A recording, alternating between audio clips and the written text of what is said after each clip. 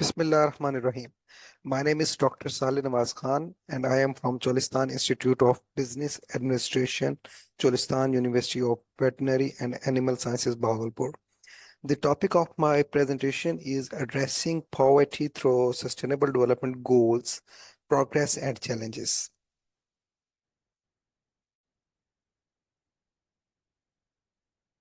Introduction to Sustainable Development Goals.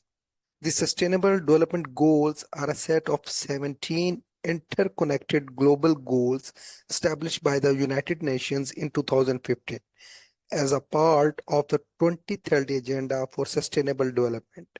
These goals aim to address a wide range of global challenges, including poverty, inequality, climate change, environmental degradation, peace, and justice. The SDGs are designed to be a blueprint for achieving a better and more sustainable future for all by balancing economic, social, environmental dimensions of development. Each goal has specific targets and indicators to measure progress, making them actionable and trackable. These are the Sustainable Development Goals. The number one goal is no poverty. The second is zero hunger. Third one is good health and well-being. The fourth one is quality education. The fifth one is gender equality. Then the sixth one is clean water and sanitation. The seventh one is affordable and clean energy. The eighth one is decent work and economic growth. The ninth is industry, innovation, and infrastructure. The 10th is reduce inequality. 11th is sustainable cities and communities. 12th, responsible consumption and production. 13, climate action. 14, life below water. 15, life on land. 16, peace, justice, and strong institution. 17 and the last goal is partnership for the goals. So today I will address the goal number one, which is no poverty. Let's have an overview of the goal number one. SDG 1 aims to eradicate extreme poverty and reduce the proportion of people living in poverty in all its dimensions, according to national definition. This goal encompasses various aspects of poverty, including lack of income, lack of access to basic services, and social exclusion. The target is to ensure that all people, especially the poor and vulnerable, have equal rights to economic resources as well as access to basic services, ownership and control over land and other forms of property, inheritance, natural resources, appropriate new technology and services, including microfinance. Here are the key targets by 2030 that are set by the United Nations. The number one is eradicate extreme poverty. Number two is reduce poverty by half. Third is implement social protection system. Fourth one is equal rights to economic resources. The fifth is resilience against climate and disasters. Sixth one is mobilize resources. And the seventh one is policy framework.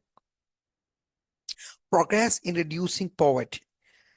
According to the World Bank data, the global extreme poverty rate, those living on less than $1.90 per day, fell from about 36% in 1990 to 9.2% in 2017. Between 2000 and 2015, the number of people living in extreme poverty dropped by more than half, from 1.9 billion to 836 million. By 2030, the poverty rate was projected to be 8.4% before the COVID-19 pandemic disrupted progress, indicating that significant strides were being made. Here are a graphically representation of the global poverty. You can see that in 2015, the portion of world population living below $2.15 a day was around 10.8%. it's going reduced to 8.5% in 2019. But then suddenly the COVID came and it moves from 8.5 to 9.3%.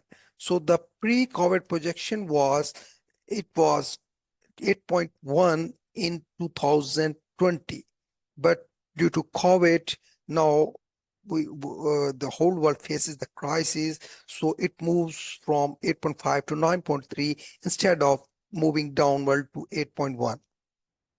Now you can see that the new projection forecasted, new forecast is 6.8% by 2030. That is new forecasted rate after the COVID-19. So here is a graphical representation where red dots represent the extreme poverty or the people living below the international poverty line. So you can see that in 1990s, the red balls that represent the extreme poverty were very large in number. But in 2019, you can see that these red balls reduces. It shows that the global poverty reduces from 1990 to 2000 up to 2019, and then suddenly the COVID comes and the number turns in opposite direction. So here is a regional wise data. You can see that in 1990s, the global poverty was very high in East Asia and Pacific region. But in 2019, you can see that there were only a few million people, that 20 million people that were under poverty. So each red ball represents 20 million people that were living under the poverty line. In South Asia, again, you can see that in 1990s, the red balls are larger in number. But in 2019, in South Asia, the red balls reduces. So it also indicates that the poverty reduces from in these 3 decades. Similarly, in sub-Saharan Africa, you can see that in 1990s, the global poverty was low as compared to in 2019. So in African countries, the poverty has gone increased over the year as compared to the East Asia and Pacific countries and the South Asian countries. But so we can see that COVID-19 led to impact increased global poverty. Million of people. You can see that in 2015, 793 million people were globally poor, but it reduces up to 648 in 2019. But suddenly, because of the COVID, it increases from 648 million to 719 million. And now the target set by the United Nations to reduce this number from 719 to 574 million up to 2030. So these are the poverty line. On the y-axis, we have the national poverty line, $40 per day. On the x-axis, we have a GDP per capita. So you can see that different countries have their own poverty line definition. Some country has a low or living less than $5 a day define it as a poverty, and some countries who have a earning more than $20 or less than $30 or less than $40 a day consider them under a poverty. So this is another graph. You can see that France declares the poverty line if the person living in France and earning $27.39 a day, it consider a poor or living under poverty line. On the other side, we have Tanzania, where a people of an individual is earning $1.62 a day is considered a poor. So here, overlapping coverage and expenditures on social protection programs over the world. You can see that proportion of children, vulnerable person, and older person covered by social protection cash benefit by income level of country up to 2020. In low income countries, you can see that 8.5% uh, children's are covered by social protection programs, and 7.8% vulnerable person are covered by social protection programs, and 23.2% older peoples are covered by the social protection programs. And there are low income countries. On the other side, lower middle income countries, you can see that 20.9% children are covered by the social protection programs, and 15.2% vulnerable person, and 38.6% older persons are covered by the social protection programs. Upper middle income countries, 22.6% people's children are covered by the social protection programs, and 34.4 for vulnerable person, and 91.3% older person. So in high income countries, 86.8% children's, 62.8% vulnerable person, and 97.5% older person. Overall, the world, 26.4% children are covered by the social protection programs, and 28.9% vulnerable person are covered by the social protection programs. And the overall older person, this ratio is 77.5%. An overview of social protection programs in Pakistan.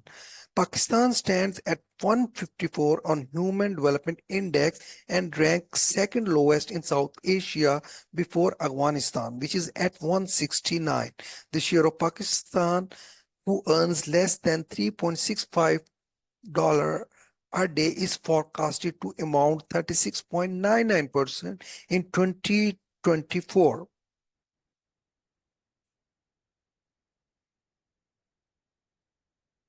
So this is the PRSP budgetary expenditure by sector. Rural Sport Program expenditures by detail you can find in table 16.2. So social security welfare expenditures was around 2,57,534 million rupees in 2017 and 18. And in 2018-19, you can see that this amount reduces to 1,73,443 million, and then it increases in year 2019-20, and then it further again it reduces in fiscal year 2021, and in 2021 to 2022 it was around 4,19,199 million. So these are the social security welfare expenditure. Similarly, the total percentage of GDP of these rural sport program expenditures is 7.2% in 2018, and in 2019 it was around 6.5%, and in 2009-20 it was around 6.7% of GDP, and in 2020 it was around 6.4%, and 2021 and 22 it was around 6.7% of GDP. So in Pakistan, we can see that in 2017-18, Pakistan has spent 7.2% of the GDP on these rural sports protection programs. But this number is going to reduce over the years.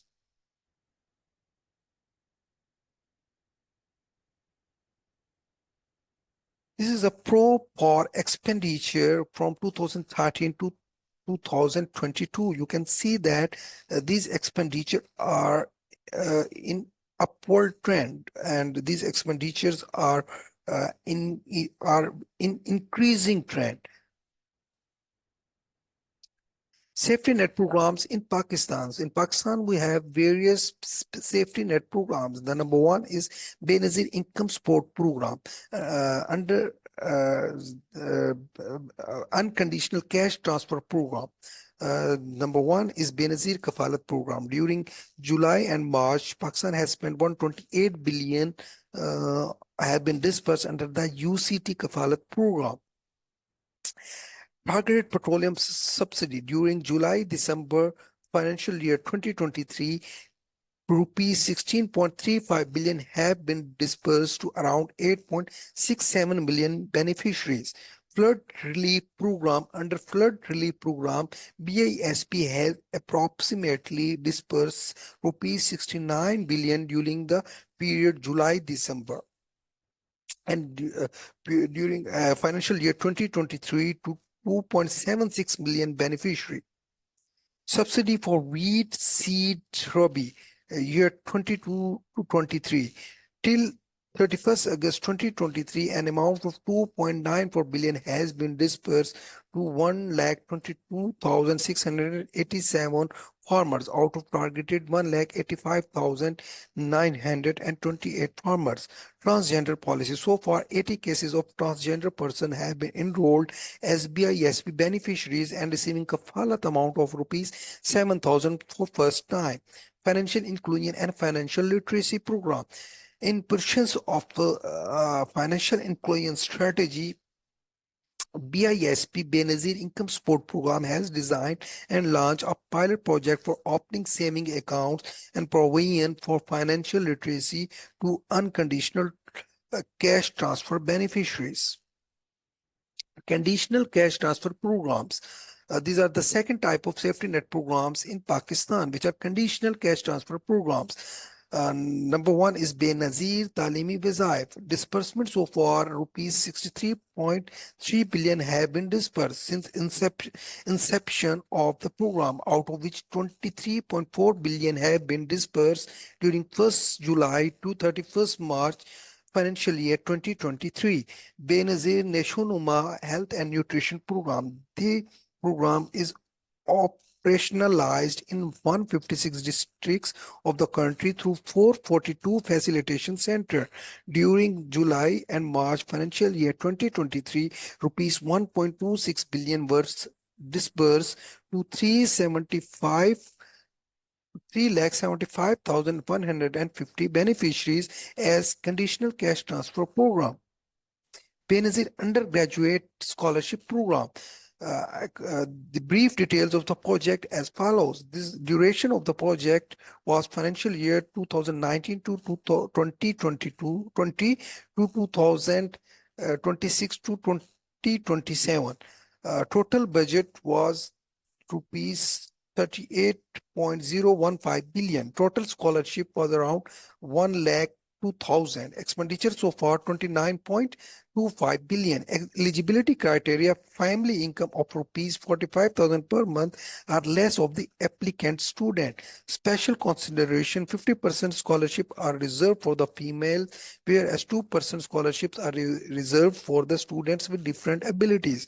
Approved discipline: all the disciplines are included except vocational training programs by TEFTA. Approved degree programs: any regular 4 to 5 years undergraduate degree program except distance learning programs. So these are the detail of the year-wise detail of Benazir income support program of cash, conditional cash transfer and unconditional cash transfer. So you can see that from 2008 to 2023, the trend of the fund transfer as a cash grant has been increased. So the total in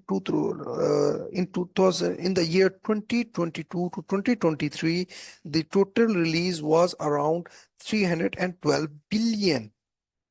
And it served around 9 million beneficiary. So the under cash transfer program in year 2022 to 2023, the government has spent 23.48 billion.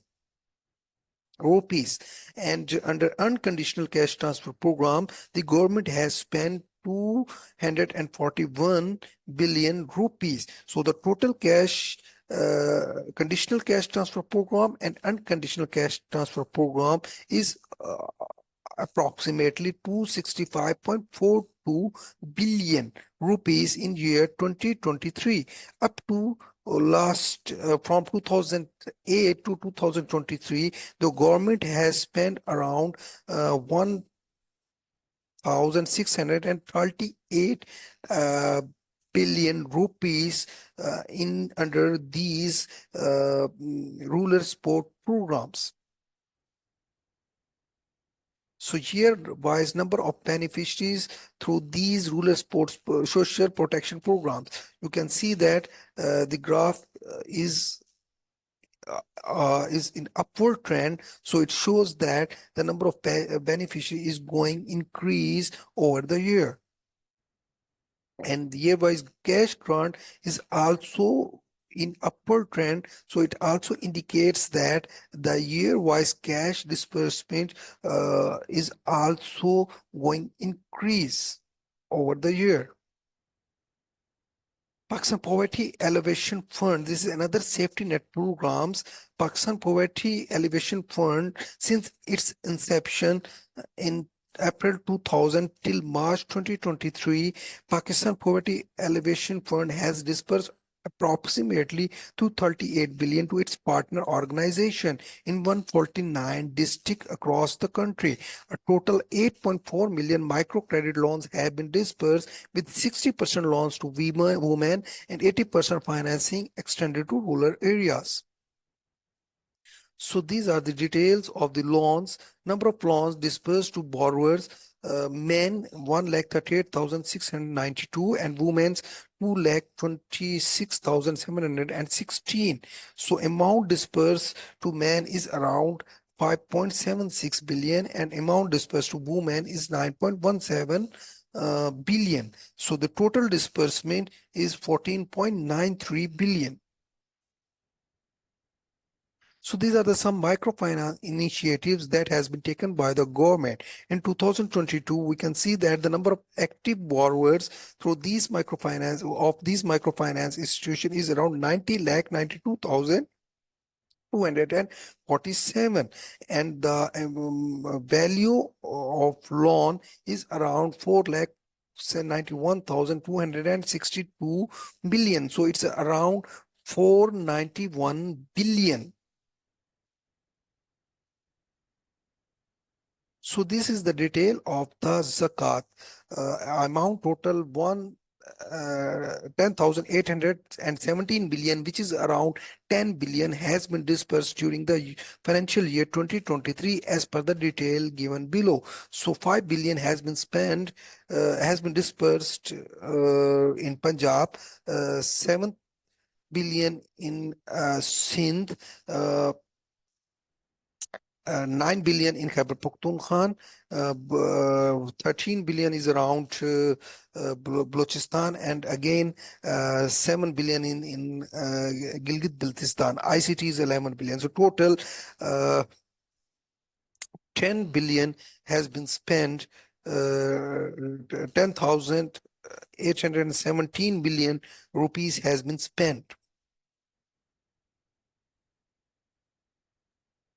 So these are the another safety net programs: employee old age benefit institution, which is EOIB, that provide the old age benefit. So you can see that the total disbursement was of the EOBI is 35,369 million rupees.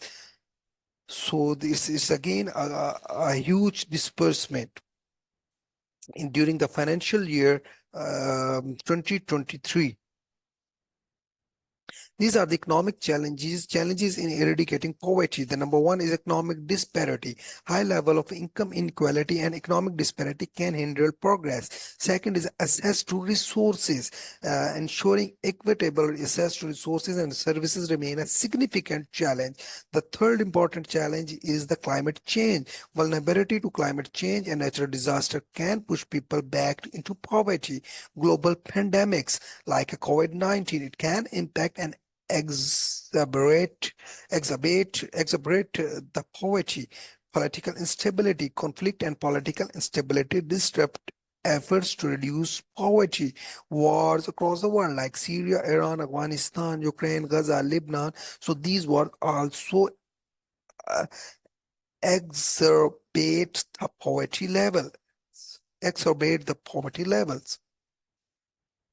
Conclusion: SDG 1 is a foundation to the broader agenda of sustainable development. Without addressing the poverty, it is difficult to achieve the other goals related to health, education, and equality. Ending poverty requires comprehensive and inclusive approach integrating economic growth, social protection, and environment sustainability. Thank you so much.